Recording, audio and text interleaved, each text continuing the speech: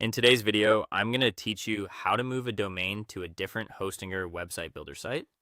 We'll walk through taking a domain that's currently connected to one of your Hostinger website builder sites, releasing it, and attaching it to another site, then publishing and confirming everything is live.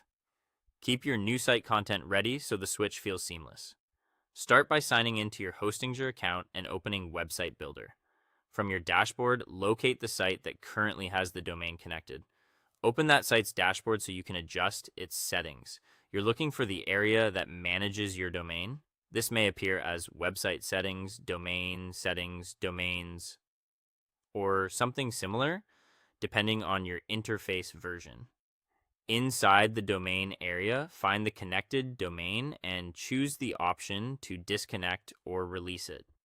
You may see a confirmation prompt explaining that the domain will be detached from this site. Approve the change. This does not delete your domain registration. It simply frees the domain so you can connect it to another site within your account. Once released, the original site will typically fall back to a temporary subdomain provided by Hostinger, which is normal. Next, head back to your dashboard and open the other Hostinger website builder site, the site you want the domain to point to.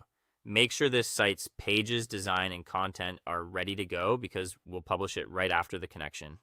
In this site's dashboard, open the Connect Domain or Domain Settings section. Here, select your domain from the available list and attach it to the site. If you're prompted to confirm or review the connection details, go ahead and proceed. After attaching the domain, save your changes and publish the new site.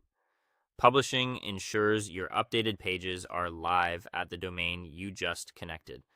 Give it a moment, then open a new browser tab and type in your domain to verify that it loads the correct website. If you don't see the update right away, try a hard refresh, switch to an incognito window, or check from a different device or network to avoid cached results. It can take a short while for the change to appear everywhere. Finally, click around your site to confirm key pages, menus, and contact forms work as expected.